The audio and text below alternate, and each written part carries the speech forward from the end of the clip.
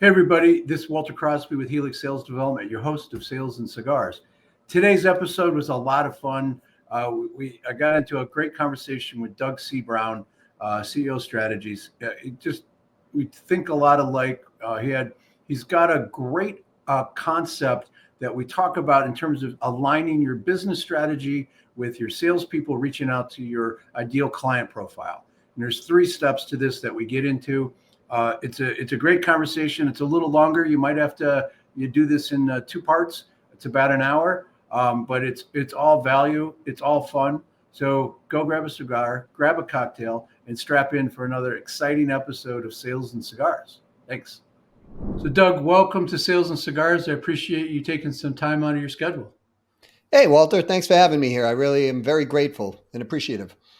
I've been looking forward to this. We had a conversation a week or so ago that was fun. I just like talking to sales guys, so this will be cool. Um, before we jump into the conversation, I always like to ask: is there a book that you reread or that you gift often in a business situation? Yeah, there's actually two of them. The first one is called The Science of Getting Rich, and it's by Wallace Wattles, and it's a really, really old book. Uh, and the second one's called Inner Voice by Russ Whitney. And they both sound, like the inner voice sounds like, well, I mean, it's more personal development, which it is, but it comes at it from a business perspective where, Russ had $1 billion worth of companies and lost a majority of that overnight. And he explains the mindset of, up and down failure and up and down success. So, and that's the same reason I like the one by Wallace Wattles as well. Yeah, the Wallace Wattles ones. It's part of that Russell Brunson collection. I read it years ago. It's kind of hard to find. Yeah. Um, unless you want to go to like an old bookstore. But there's some wisdom in some of those older authors. It's amazing how things haven't really changed in 150 years. No, no. Technology's changed. People have not. We just go faster and um, than we faster to mediocrity than we used to. So, all right. So the give us a little bit of your entrepreneurial journey because you've had an interesting career. I literally did start working at the age of 3 for my dad's business, sweeping floors, and I learned a lot. I was with his business till I was 19 years old, where I went into the military, and then from there, started launching off, college careers because that's what you were supposed to do back then. And all along the process, even from like age I would say 8. I started my first business, which was basically I couldn't get a paper route, but my brothers could. So I basically took all their paper routes and then sublet it out and hired paper deliverers, and we kind of split up all the money at the end of the week, and my brothers got their cut, and everything was kind of cool. But I've had about 36 businesses through my lifetime. Wow. Yeah, many of them have been smaller 6 and 7 figure businesses, and then we've had a couple of big barn burners. Those were fun as well. But I always was in business and learning something about business, even when I was young. And I think it's my dad's influence, where he was in business, and because he had us thrust out in front of clients when we were 5.5, 6 years old selling, Really? so yeah, I don't know if he needed low cost labor, Walter, or, Do we have a or labor issue here? That's yeah. I don't know if that was the case or if he planned this out or it was a combination of both. But it was a family business, so I remember I was getting paid 25 cents an hour at that point, and so I was getting a big $10 a week. That was awesome. When you're 5 or 6 years old. sure. What Uh, was the business? He had electric machinery repair company, so we would repair industrial equipment and electric motors and pumps and Big stuff. all kinds of stuff, right? And I remember though back then it was one of those things like, okay, I'm making $10 a week. I just sold a part for $20, but we paid $10 for it. And I did that in about 8 minutes. so, so my young brain started going, this is pretty good. I like this versus this hourly thing, right? Hmm. And so I ended up kind of developing businesses from that. There was my paper route, right? I could make an extra 20 or $30 a week as a paper route guy. Employing, not formally, but recruiting friends to go make $10 a week, let's say, and I would make an override on all of the 6 people I had working with me. Um, so I was always looking at the power of leverage through selling, and then over the years I started dialing in more of a mathematical sense to it, because it's not sales as the numbers to me. It's the formula of the number. It's the mathematical formulation of the numbers, and how you can optimize things through looking at different ratios between activities. And so my brain just works that way. And where I would see something that somebody wouldn't per se. And so I was that's how I really kind of made my career out of this whole thing. So And it then all started with the paper route, but it started with your dad putting you in a situation where you could see that, oh, if I hone this skill in, I can make a little money. And I'm sure he told you that $10 spread had to cover the electric bill, the water bill, the all the yeah, employees and the overhead. But yeah, we worked on a money in, money out equals something formula, right? That was kind of the thinking. And my mother actually was a nurse, but she also had an extremely successful Avon business. She was making more as an Avon representative than she was as a nurse.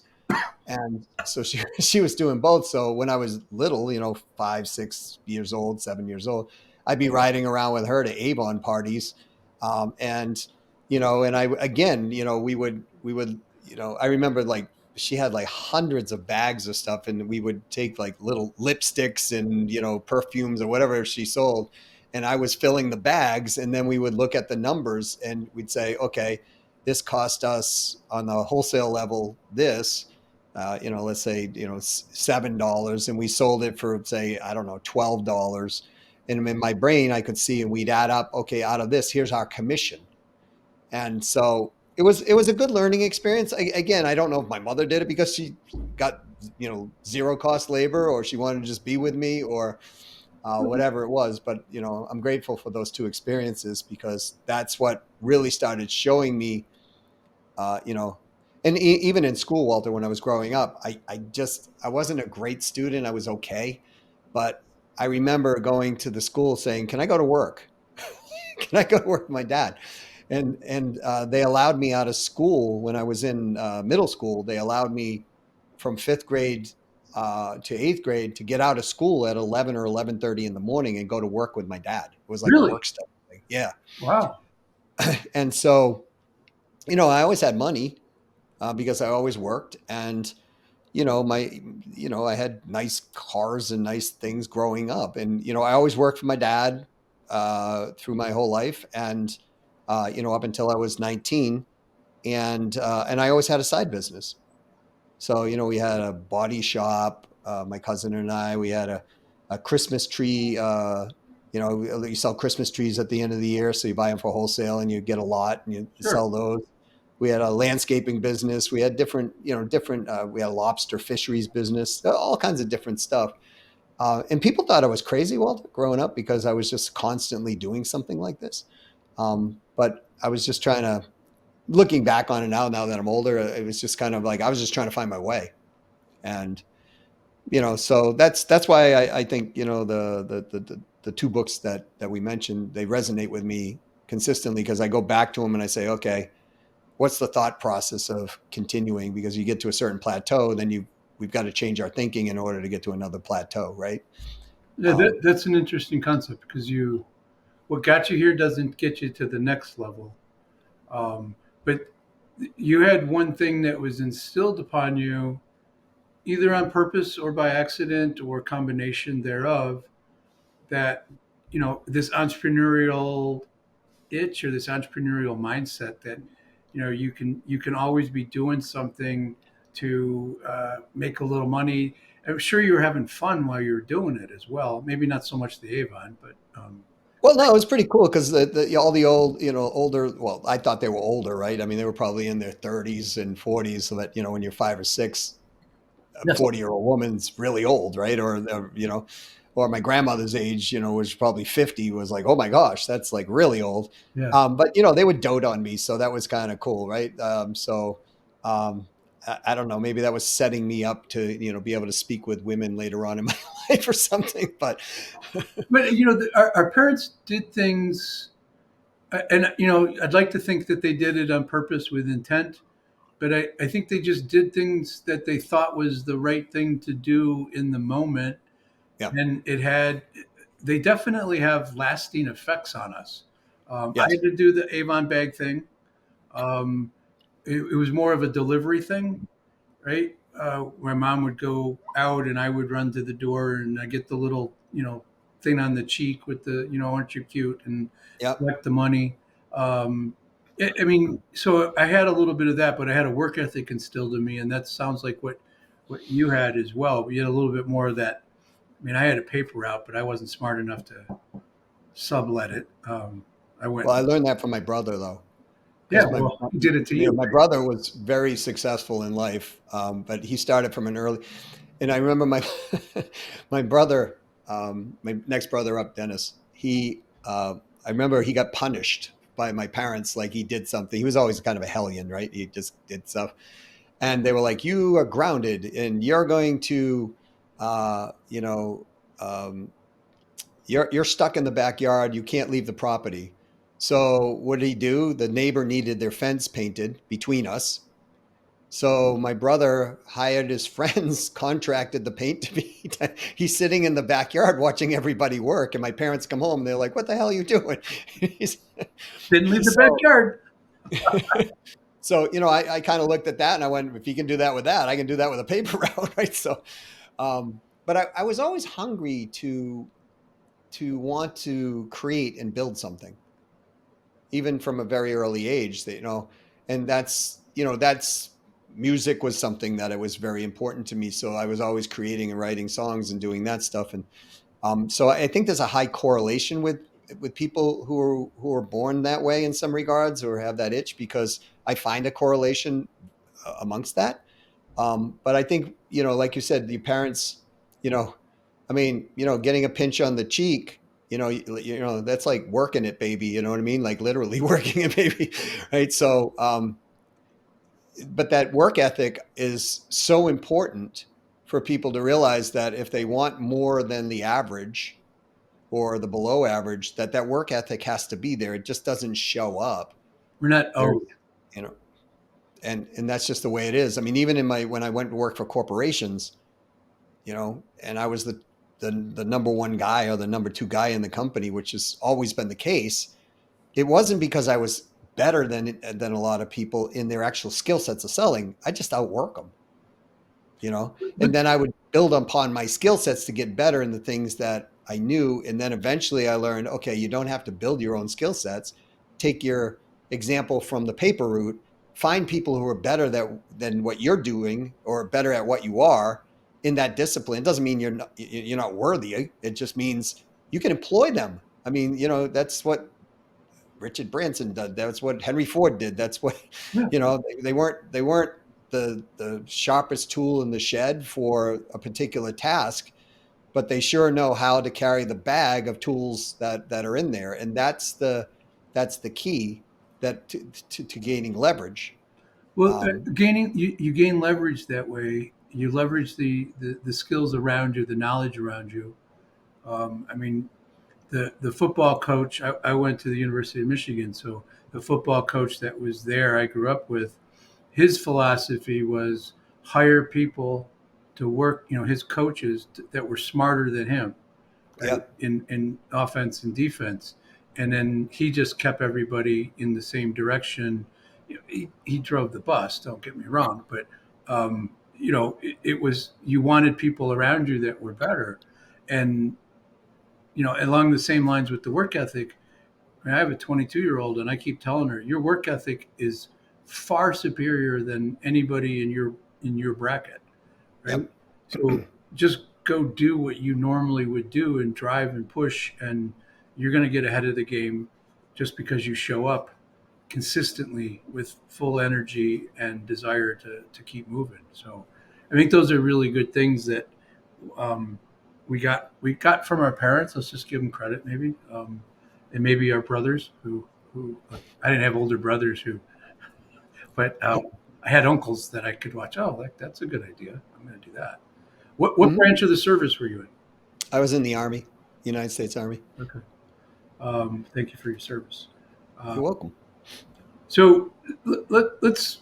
One of the things that we were going to talk about was um, something that I think is really important that a lot of businesses get wrong, Mhm. or miss. Um, so it's that idea of you're aligning your sales strategy with your business strategy, right? So you got the business strategy, your sales strategy, and then making sure that we're aligned with our ideal client profile or persona, Right. or whatever we want to call that these days. Um, and and sometimes as we navigate that line, it it's like the game of telephone, right? The message gets skewed, and we don't get to the customer with the right message that resonates to them. Um, Yes. and I mean, I'm just kind of curious that how you see that, and if you see that the same way, that's a common issue, and then how do you help your people that you work with get back in alignment? Well, I think it's the number one issue for most people. And the reason I say that is because people, if they've been in business for a while and they're doing business and they're successful, they still don't really know Why? the inner depths, right? And that's where you can mine a lot of gold, untapped revenue out of a company. And so the challenge for most people is, I mean, if you think of this on a personal level, like let's say, I don't know, I want to date somebody, and or I'm married, so I'm not going to want to date. But I know the types of flowers my wife likes. Okay. I also know the types of flowers she doesn't like.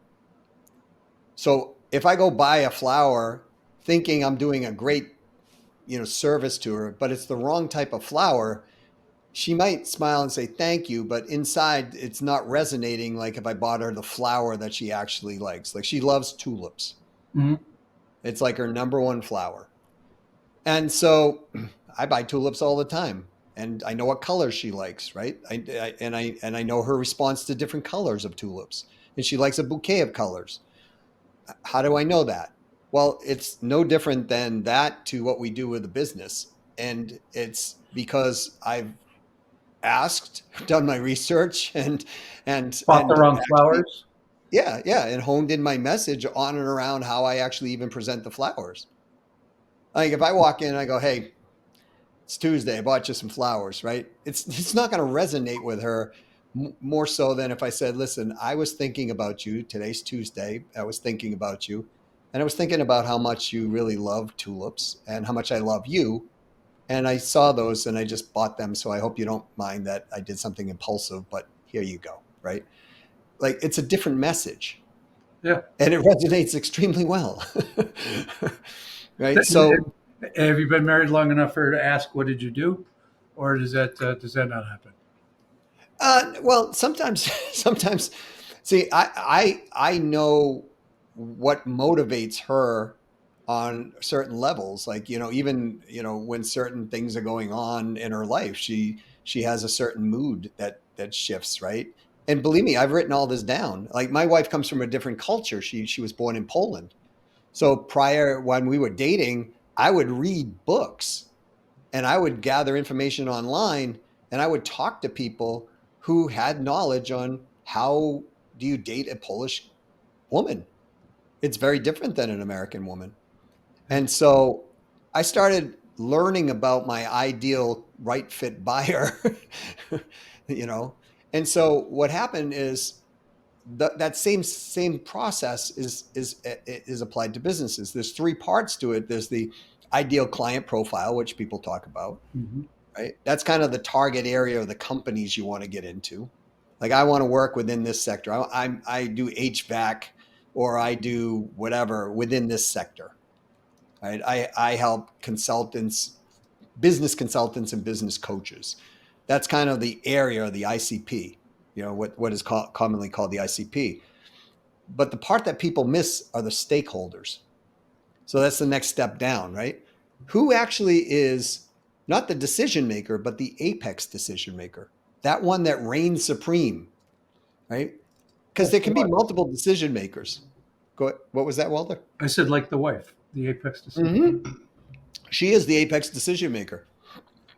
In my relationship with her, she makes the decisions. I'm the co-decision maker most of the time. and I'm okay with that. It doesn't mean though if you're a co-decision maker you're weak. It Nope. just means depending on the relationship, in my case, she always says that I'm the decision maker. But the reality is she is. And so if you know that, so imagine we're now a buying couple. We go into a retail location to buy appliances or something. It just happened to us. We bought a washer dryer. The dryer died within like just outside the warranty period. It was like 2 days after the warranty period. Of course. It was going to cost us more to repair it than actually buy a new one. So we went to buy a new one. So imagine we walk into this, place that sells washers and dryers. And we're like, we want a new dryer. And the sales rep now is constantly talking to her about the dryer and never asking me a question and completely ignoring me. Yeah. Well, I'm an influencer. Yeah. And a big one in Yeah. this moment. Right. So even though there's an apex decision maker, which is her, I'm also an influencer, which will highly influence whether she says yes or not, even though she has the reigning supreme, I'm taking this one, right? Right. So that's where our messaging gets off. So we don't look at the stakeholders, which is the second part. And we must look at all the stakeholders. So in a corporate environment, you might have the C-suite environment, chief executive officer, chief financial officer, chief revenue officer. You might have the next layer, say in human resources, IT, vice president of sales or something might be in that. And then you might have director level and you might have worker B level, right? All of that. Those are all stakeholders, the end user, because you can walk into a meeting and talk with what you think is the buyer or the decision maker. And then you walk out of that meeting and human resources goes, do you realize how this is going to impact us on a legal level? Or IT goes, yeah, and you know what? We can do this, but man, it's going to cost us $30,000 in new equipment. And they never say anything in the meeting about it. Right. But they torpedo you on the back end, right? So, but if you knew how to talk to all the stakeholders, which is the third part, what's the ideal buying profile of each of the stakeholders? What influences them? What do they want? What do they need? What do they fear? What do they desire? Right? What do they want on a business return on investment? What do they want a personal return on investment? And What you are they understood. afraid of? What do they? What do they fear? Right? It's very important because you can address those things up front with each one of them in that meeting, or you can address those individually with each one of them. Like, I've done this where I've come out of a meeting and my little radar goes up and I call the IT director, for example, when I was in telecommunications. I'm like, hey, Jerry, how's this? I wanted to follow up with you because I wanted to find out what impact this really has on your organization. Now, I'll tell you, in my early days, I didn't really, I was just out there slinging and making money, right? Sure. Always doing the right thing, but I never really paid attention to this as I do now. And I'll give you an example. There's a company now. It was IndyMac Bank. It was a huge bank. And I did a cost analysis for them in the technology sector. And I got a few of their locations and they were like, man, I want you to do this for the whole company. So, the CEO's coming to me going, I want you to do this for the whole company. So I'm like, all right. So in New York, they introduced me to the vice president or president, I'm sorry, of IT. And got all the bills, got all that, did the analysis, could save them millions of dollars on their telecommunication services, their IT hardware, all of this stuff. And this thing got stalled for months. Making somebody look bad. So I finally called up the president of IT and I said, listen, tell me what's going on. And he literally said this to me: Doug, I think you're amazing.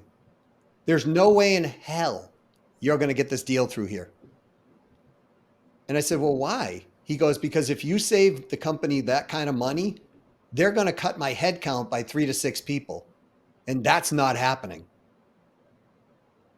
Now, This is why we love corporate America. exactly, right? Yeah.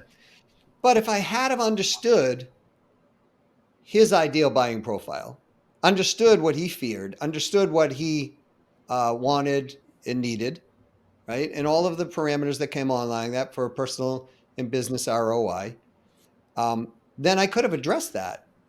It could have been like, Jerry, I can save the company millions of dollars, but I believe if I did that, that you might be at jeopardy of losing some of your personnel, which, how does that impact you? And he could tell me, and then we could say, okay, let's make a deal that will position this so you don't lose your people. And the sale would have gone through. It Yep. never went through because I didn't hit the parameters the right way. So even though we think, and I see people do this all the time, they sell to the business return on investment only because they don't know the personal return on investment only. And especially when you're dealing with a large organization, the larger, the more important it is. Mm-hmm. And I learned this the hard way, like I've learned most of the stuff I've learned, that those people will do more to save face than they will to save money. Yep.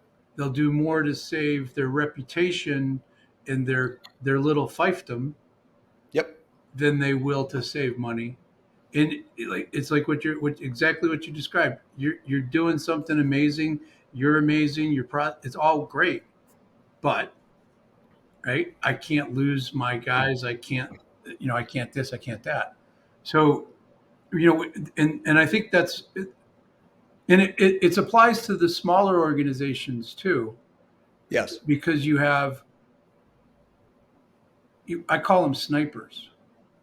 Yep. You have a sniper in the corner. They look all nice and smiley, and they're nodding their head. And but if you don't do the work that you're talking about doing, really understand not just that key apex stakeholder, but the other ones, because there's a lot of people that can say no, that can Yes. get in the way. So if you're in that smaller bucket of companies, doing less than 50 million, and they got a bunch of they're calling on these kinds of companies, it's just as important to make sure that who can say yes. How do you have what's your decision criteria, but who else is going to care about this? Who else is going to be impacted by this? I mean, you got it. Those questions have to be asked along the way. So is that something that we're looking at early, often, always? Yeah. What's your take on that? All of the above, right?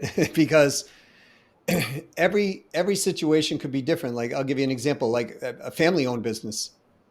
There's history there with family-owned businesses. Yeah, and it's a And little dysfunctional.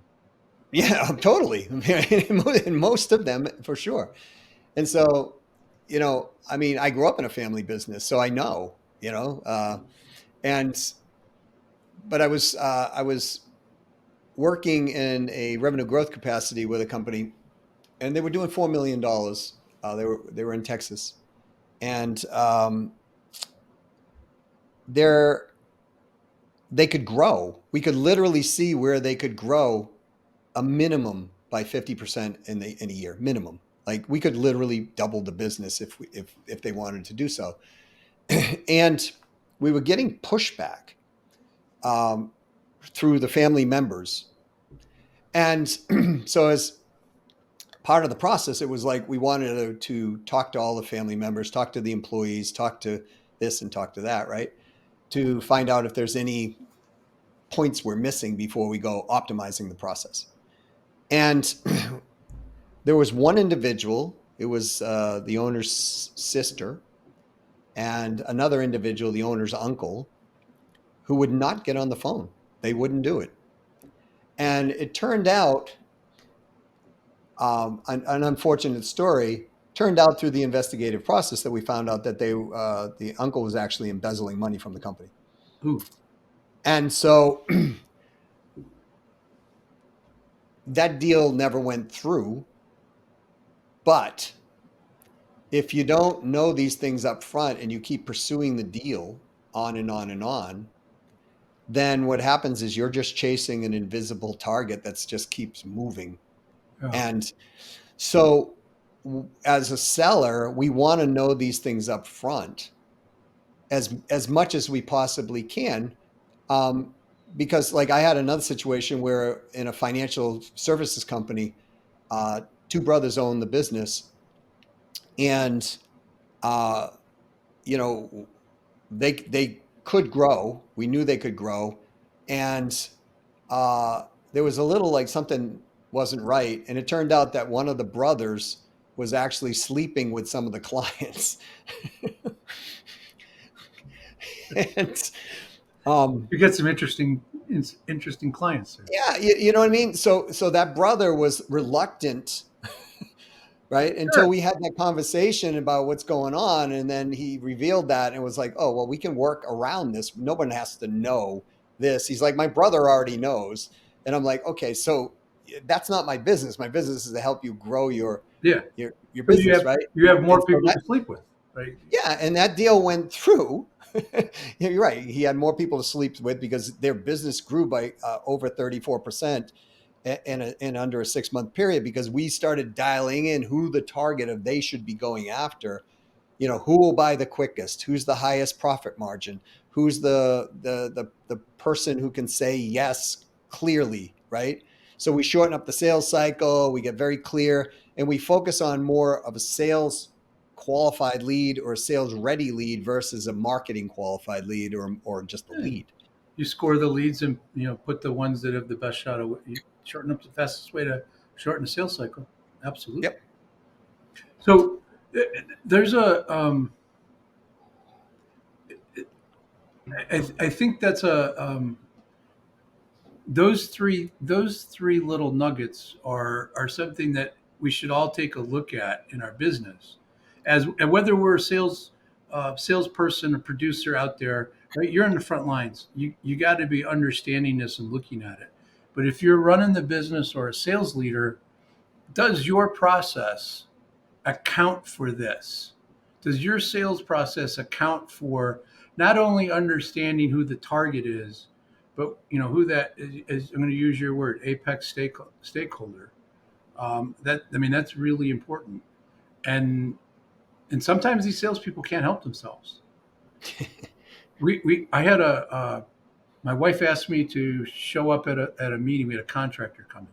I'm like, do I need to be there? You know what you want. What I want doesn't. You already know what you want, and we know it's going to work. So just tell them what you want.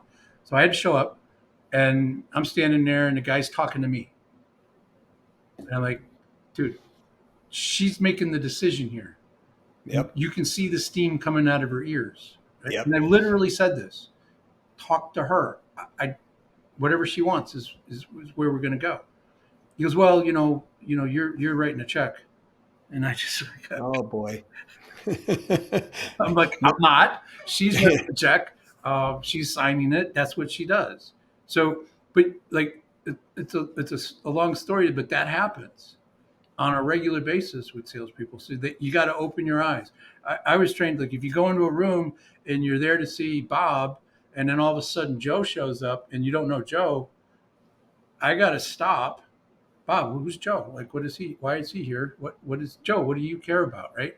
And then Right. you dig into that before you go any further, right? And it's like, oh no, Joe's just with legal. He's just here to make sure we're like, no, okay, red flags. We got to really understand, and the Yeah. breaking it up into those three simple pieces makes it easy to digest and easy to go back and evaluate what we're doing as business owners, business leaders, and salespeople. Yeah. Otherwise, what happens is exactly what you just depicted. Revealed. It's the the messaging's off, the prospecting is off, the follow up is off, and in your case, the conversational conversion, the conversation itself was off, right? Yeah. Because it was one of those things, and it's just like I I had a very good friend, Dave, and Dave Anderson. If you're listening to this, this is about you. So Dave came to me one time, and he was frustrated as all could be, Walter. And I said, Dave, what's up? He goes, there are no good women in the United States to date. And Wow. I said, I'm like, there are no good women? Like, Dave is a really good looking guy, personable, professional, right? And I'm like, there's no good women? He goes, no, not one. I go, Dave, in the whole United States of America, in your target bracket of age, there's not one woman out there who's good.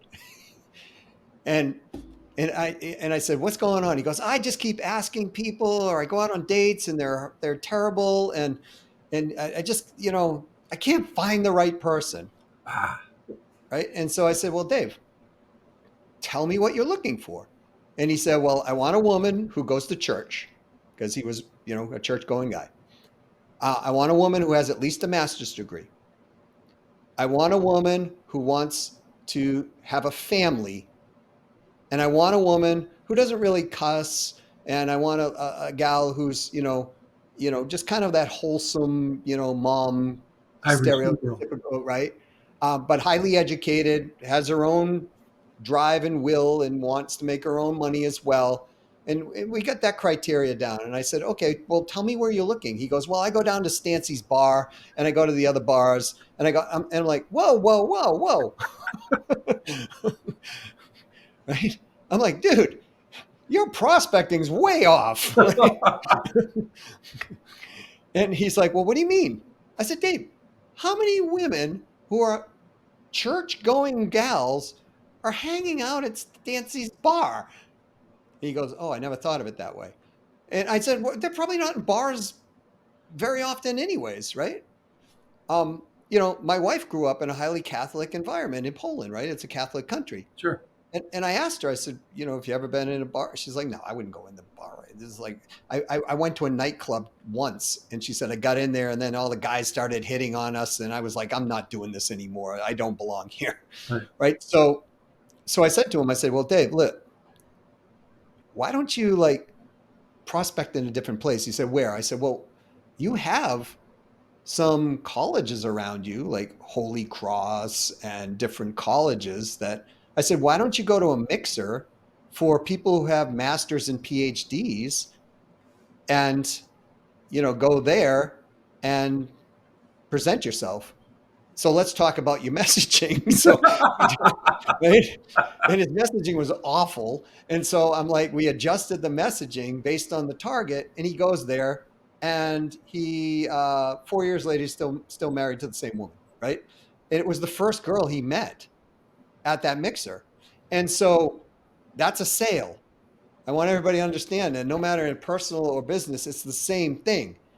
And I love that you tell that story, because I, I tread lightly, but it is exactly the same thing, right? If you're looking for the church going gal with a master's degree, you're not going to find it at the local dive bar.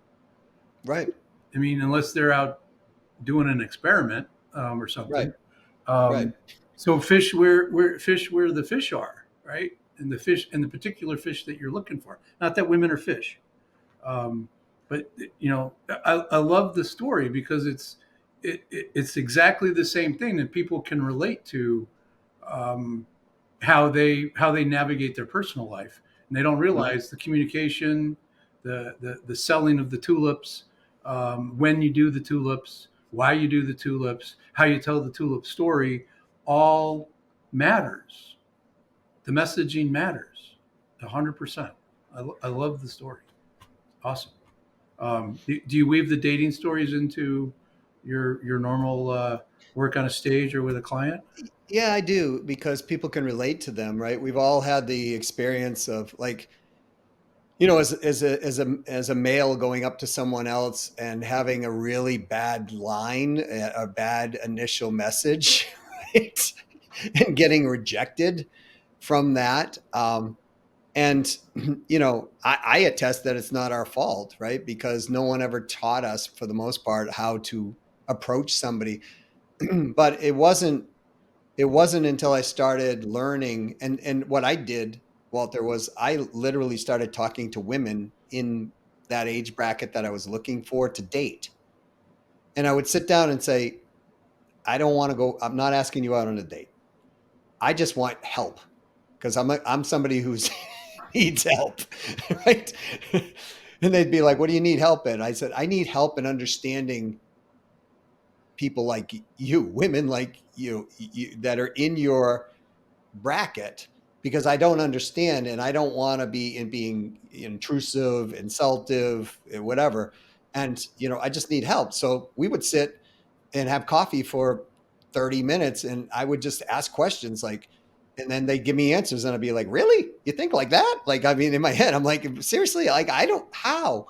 Right. And so they would explain to me, and so it helped me a great deal. Sure, because you're talking to the ideal prospect, right? Yes. About how to talk to them, Yes. and you do the thing that like most people want to help. If you say I need help, and I'm asking for help, most people will be like, oh, okay, let me see what I can do to help, right? Right. And I mean that's sort of a not sociopaths, but like regular people are going to want to help. Right. See, I did it differently. I sat next to the girl at a bar, right, that was getting hit on by all the guys with the bad one lines. Yep. And I would let that happen like two or three times and they would be getting frustrated. And I'm like, and I would laugh when she would shoot him down. And she's Yep. like, "You think that's funny?" And I'm like, "It's hilarious. Like, I can't believe that guy thought that would work." And then the guy before, what he said, and now I'm in a conversation Yep. with somebody and I'm empathetic to their situation. Now, I was in Right. my 20s and it was in the late 80s in New York, and I probably wasn't doing it with the best of intentions, but I was learning what didn't work. I was learning how to have a real conversation with them because they would tell me why it bothered them. They would tell me like why are guys so shallow. They were giving me all of the things that really bothered them because I Yep. wasn't a threat. They thought And that Walter, is key in every human relationship, not being a right? threat. So yeah, we did it in different methodologies, but we were doing the same thing: research, Yeah, understanding, getting to know our target market, getting to know what influences the stakeholders. Now, in the bar, you only had her, or in my case, in the coffee shop, I just had her. But what influences there? If they're in a bracket where mom and dad still have influence, right? So you better know how to talk to mom. You better know how to talk to dad, and you can't especially if go in the parents are Polish. exactly. In my case, that's the case. And so, they have and there's cultural differences. There's, age differences. There's things that, you want to know. And I used to ask a lot of questions about, what are your parents like? What are this like? Because I learned to do that, because, guys, those of you who are listening, you can't walk in and go, "Hey, Mrs. Petoskey, I see where your daughter gets her lovely shape." I mean, you can't do that and expect it's going to go well, right? No, No matter what you see in the movies. no, you can't. Now, You maybe can't one do. out of 10,000, but What's that? The character on Leave It to Beaver, Eddie Haskell. Eddie Haskell, yeah. Oh my He was gosh.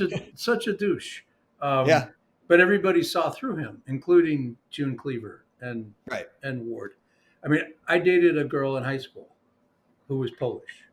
Her parents and her they all immigrated to the states, so I understand what you're saying. That cultural differences. I had a bit of a language issue, um, Well, and my current in-laws are German immigrants. yep.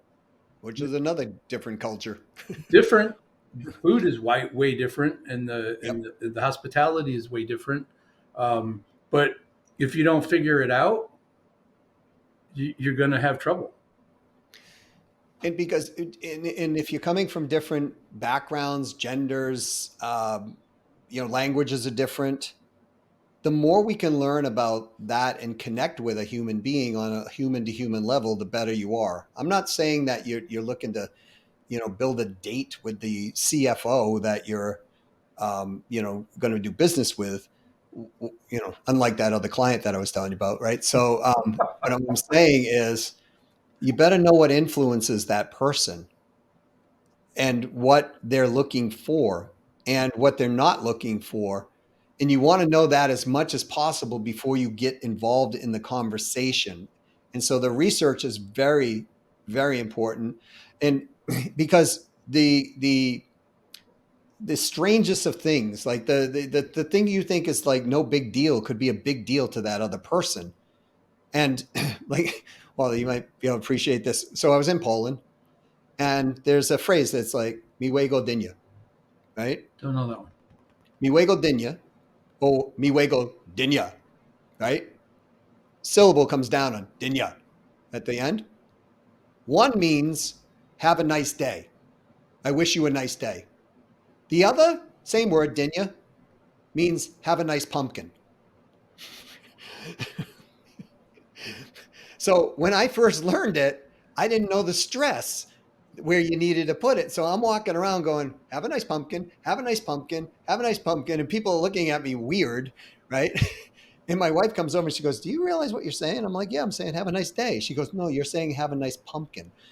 And I'm like, you couldn't have told me that before the last 14 people. I just wished to have a nice pumpkin, right? She goes, well, I thought it was kind of funny. Yeah, I was So going to say she's taking a little enjoyment out of that.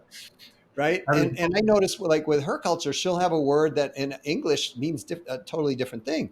Like in London or whatever, they use certain words that don't mean the same as our words. So when you're I was just prior to our podcast, I was at a business kind of a mixer, and I met a gal who works with a bank. She's a person who could actually help us in our business with the connections with other businesses.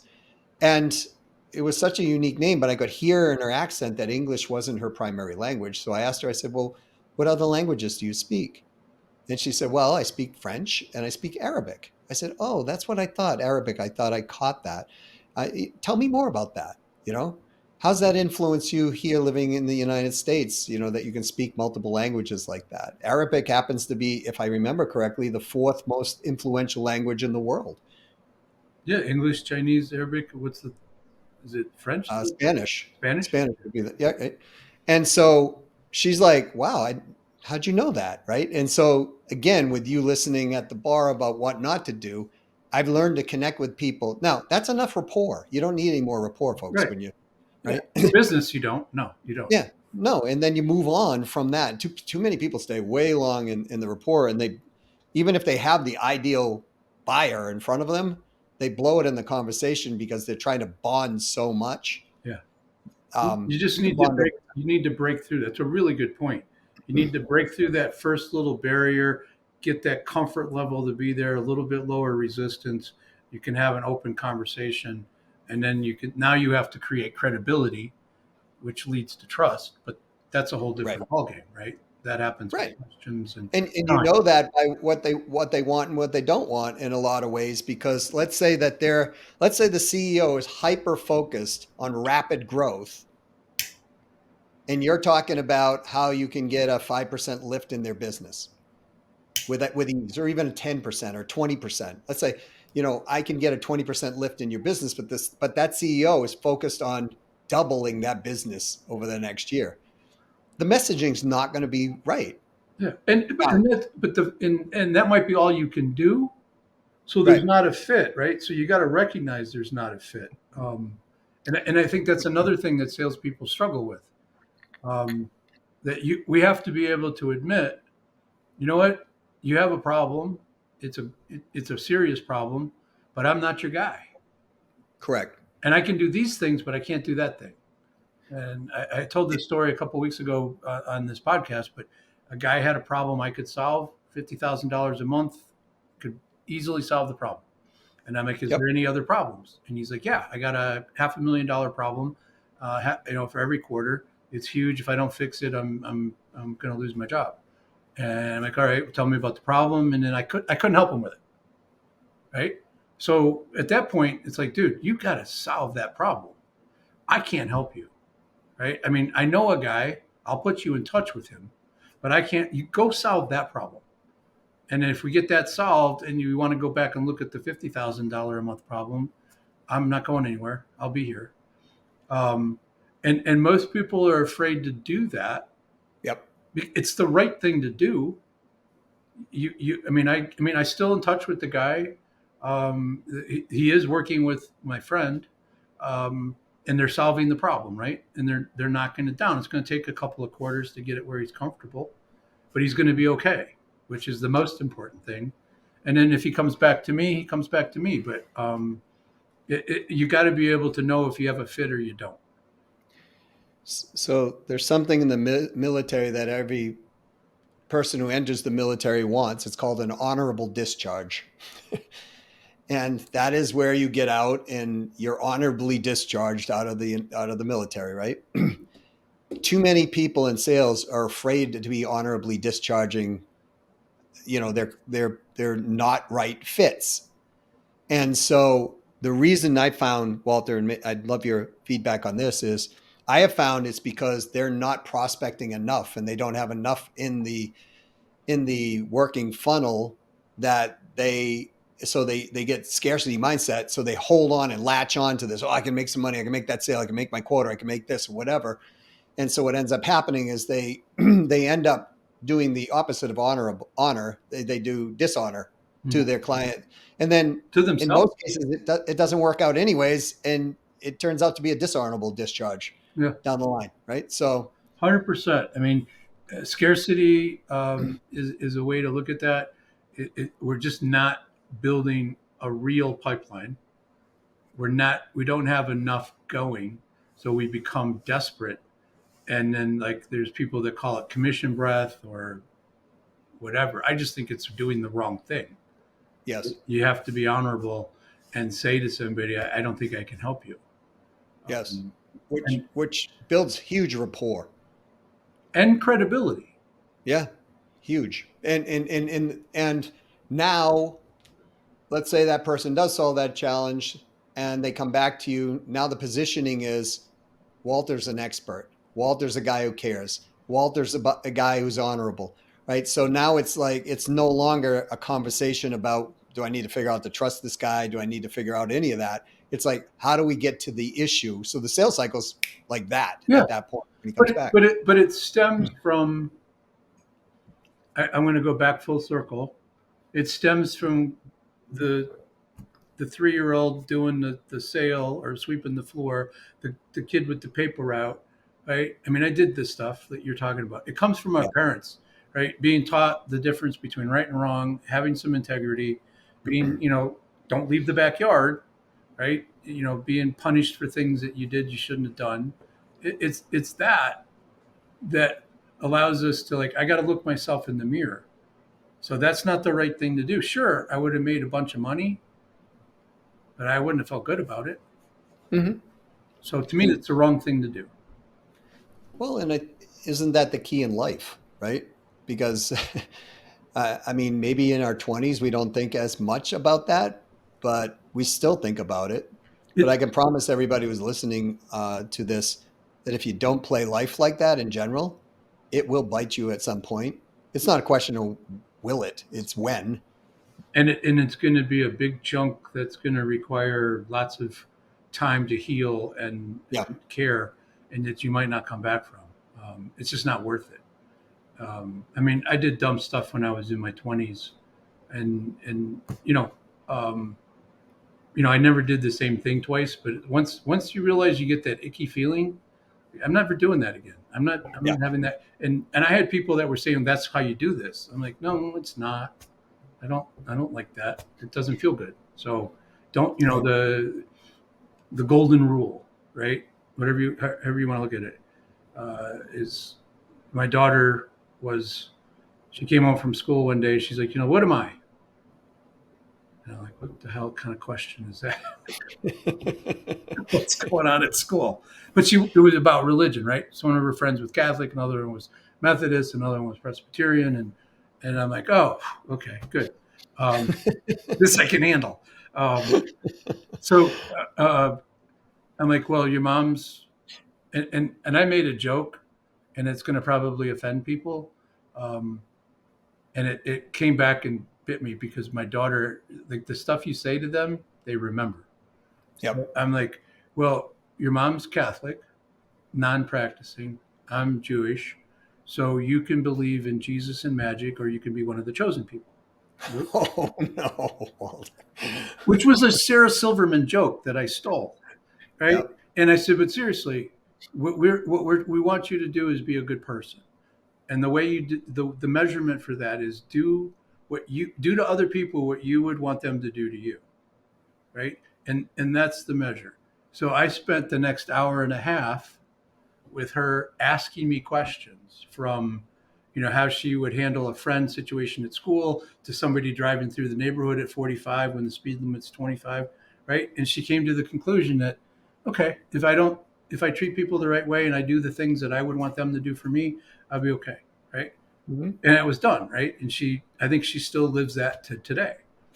Fast forward 2 weeks after that, my mom actually came to me. She's like, did you say Jesus and magic? And I'm like, Mom, it's a joke. She's like, it's not funny. And okay, don't laugh. She says, it's not funny. And I'm like, I got it. I understand, right? I didn't mean any offense. She goes, well, is that what you believe? I'm like, no, I don't. And I stopped myself from telling a bunch of other bad jokes, but So I learned my lesson very quickly. Not to say this is a great lesson for men and women, but mostly men, because when you're selling to women, when you're selling to someone who's not you, we must, if we want to be more successful, we must understand how they think and how they process information. So if we don't, you'll end up in your situation. Or I remember one time, I had two daughters, and I remember one time they both came, and they're like asking questions. I'm like, yeah, do that, this, boom, boom, boom. And my wife came over to me and she goes, you can't say that. And I said, well, what do you mean you can't say that? She goes, you can't say that to girls. And I'm like, what do you mean it's logical? She goes, yes, it's logical, but you can't say that. I go, that is illogical. She goes, that's exactly what I'm talking about right now. What you're saying. And I said, what do you mean? She goes, you're thinking like a man and you're not talking to men. And wow. I said, well, wow, that nails it right there. yeah. And so I was like, okay, how am I supposed to talk? I asked the question that I would ask when I sit down for coffee. What am I supposed to do? Right. And she said, well, you said this, you should say this. And I'm like, does that make sense? She goes, it does to us. And I said, okay, so tell me more. And she did. And I said, well, how do I fix this? She goes, you go back and you say this. And then you work back through the conversation and do exactly what I said. And I did. And it worked out like a magical dream of rainbows and sunshine. And I was like, oh my goodness, I know better. And the point I want to get to people is that you want to really understand who you're speaking with and understand you will make mistakes. You don't beat yourself up for them. You go back and fix them. Yes. Whenever possible, right? Doing the right thing, as you're saying, Walter. And so it's not the end of the world. And by the way, no buyer, unless they're a sociopath, nothing's going to happen in their office. So you don't have to be afraid. Like they're not going to get up and throw you out a 14th-story window. It's Right. probably happened once in a long time, but it doesn't happen. The buyer's not going to eat you. It's not going to hit you. Bite your arm literally off. The worst that happens is they say, "There's the door." That's the worst it. that can happen. And you learn, and then you pick it up and you go, what did I do wrong? If you're losing sales, folks, and you're not asking this question to the person you lost the sale to, can you please tell me where I went wrong? What I lost? How did I not get this sale? Just ask straight out. And they will tell you. And if you're hearing that, just like I was hearing, you're thinking like a man. I could have kept going like a man and it would have gone in a really bad place. But if you're hearing this repetitive information, put it down and then look at it and say, okay, I did this. The opposite of this is that. That should work out better. And better yet, go back and ask the target that you messed up with, hey, I had one other follow-up question. You'd be shocked how many people will actually help you if you just ask. Oh, 100%. It's really, if you ask for help, I would say it's probably almost 9 out of 10 times Yeah, somebody's going to be willing to provide you with some guidance. Now, don't ask people for help, right? That you don't want to accept their advice, right? Don't ask right. help from people that don't have a position to give you information. Um, but I love that message of going back, because what I say is I know I'm not trying to change your mind, right? I kind of lower the resistance, but what I really need to do, I want to get better, so I need to understand, where did I go sideways on this? What could I have Mm-hmm. done differently? Mm-hmm. Not even better, like what could I have done differently, so that they don't feel like they're chastising me. And it's they can tell you, like, right there on Tuesday in that meeting we had, you said this, and I'm like, oh yeah, I did.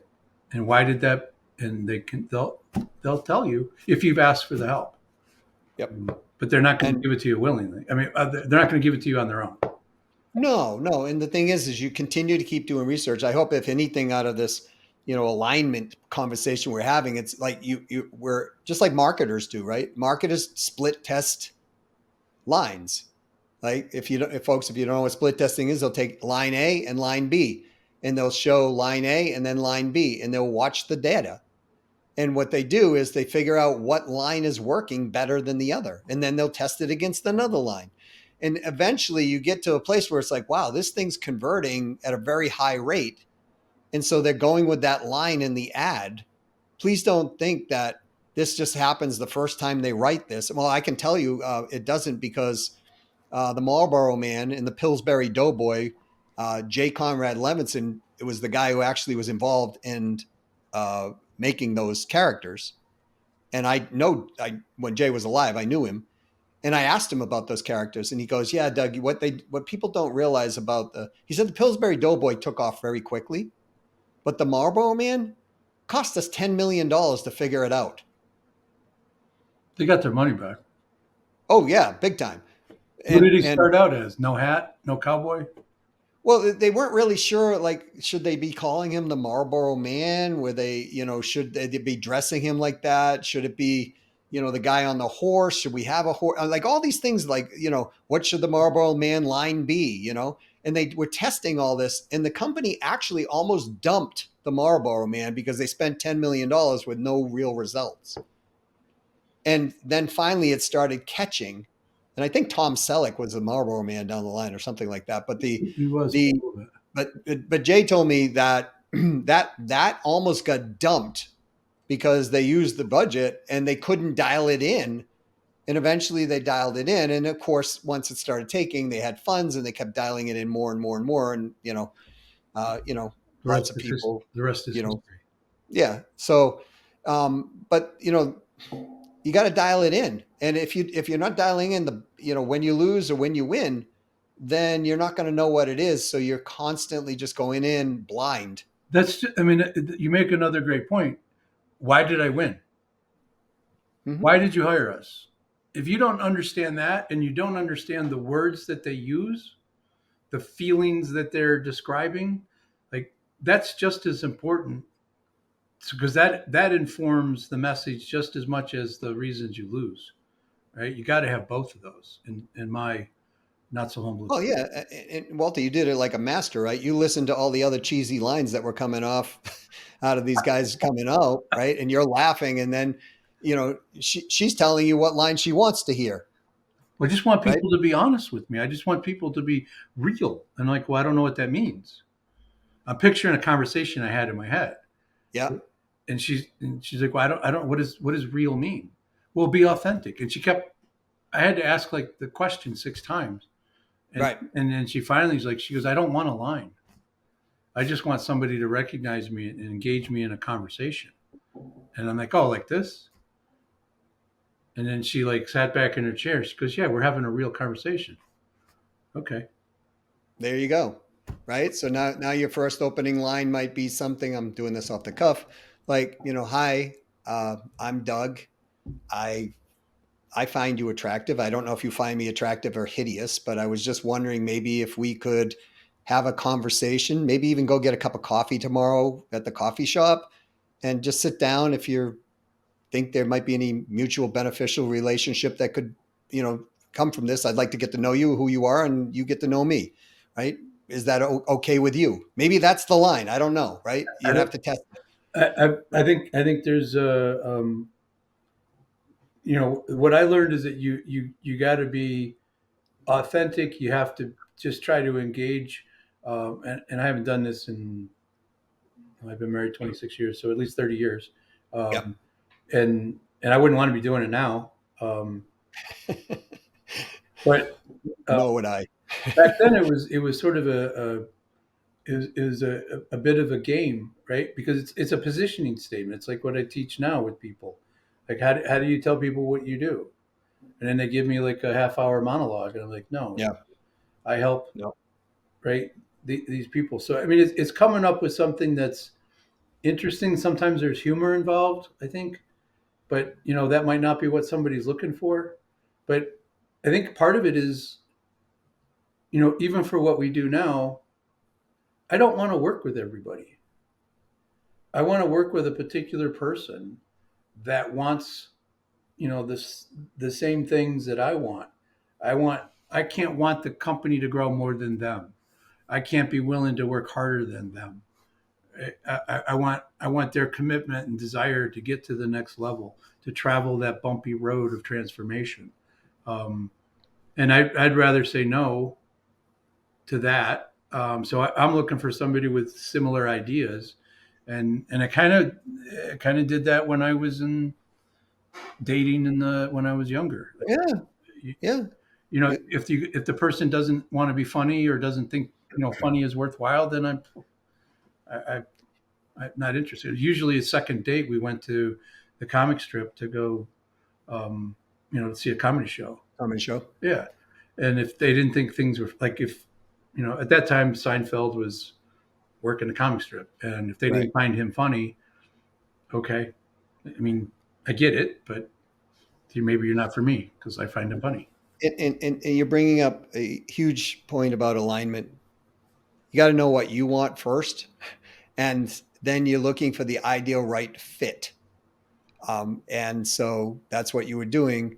And a tiny little company named Match.com did the same thing with dating, and they grew because of that.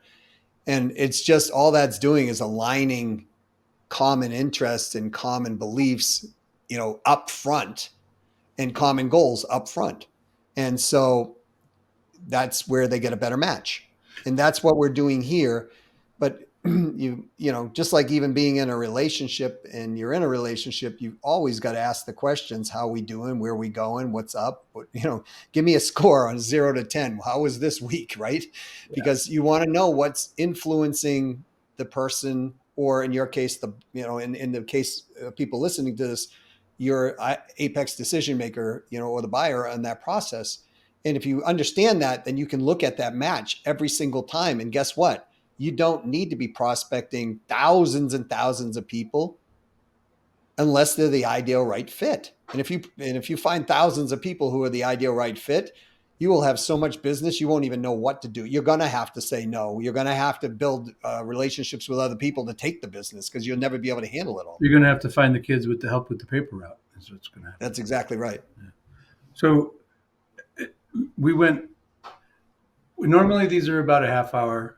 We were over an hour, I'm not surprised, based on our first conversation. So you dropped a ton of value here. Um, where should people go to like, I want more of Doug, what should they do? Yeah, I mean, they can either reach out to me directly at Doug at ceosalesstrategies.com. That's the email address I have. If they wanted to go to the whole team, just put you matter, YOUMATTER, at ceosalesstrategies.com. Please put in the subject line, the sales and cigars or Walter's name, so I know where it's coming from. If you want to know more about me, you can check out, Doug Brown 123. That's my LinkedIn. I have a podcast called the CEO Sales Strategies Podcast, or just check out our website at ceosalesstrategies.com, and there's a lot of information there. So, and I highly recommend you check it out. And then if you're looking to make unpredictable revenue predictable, I'm an expert in that field. And um, you know you know my personality already from this podcast. So and I've got a team of people who have the similar personality, because just like you, Walter, I look at those same factors and say, you belong here, you don't belong here, and you don't want to be here if you don't belong here anyways. And Right. 100%. so same thing. So I'm very grateful to have you have me on your podcast. So thank you. Well, thank you for being here. All those connection points are in the link in the notes, the show notes.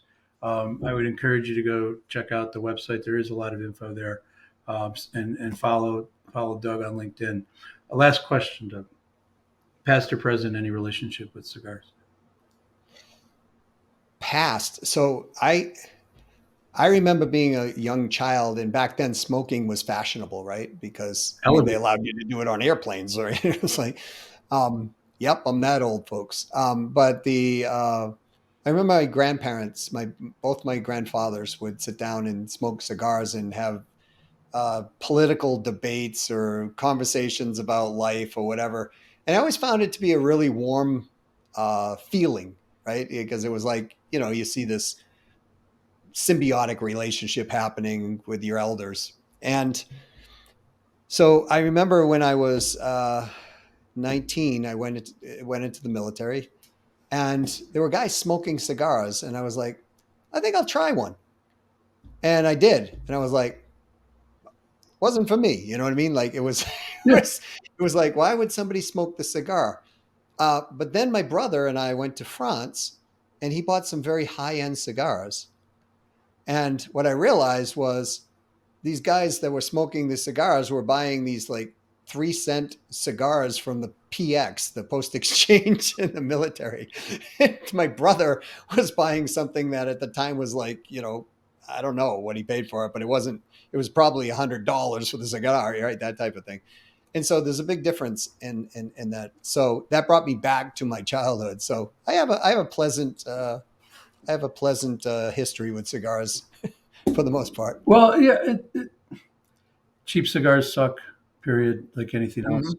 But the idea of as a child witnessing two elders having conversations around a cigar, I think you can, to this day, you can go into a cigar lounge around this country, and I mean, I walk in wherever I'm traveling, and you immediately get the look over, right? Like who just walked in, but then what are you smoking, and boom, you're in a conversation, right? You're Right. already one of the group because you got a cigar, and to me, that's one of the attractions to it, is that you have a brotherhood and sisterhood Yep. to be part of. So, Doug, I really appreciate this. This was fun.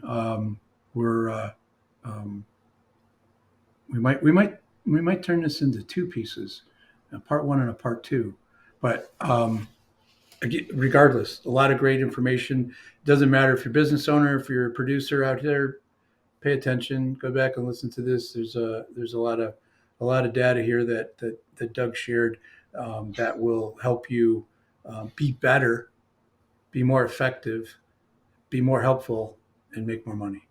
So thanks, Doug. You're welcome.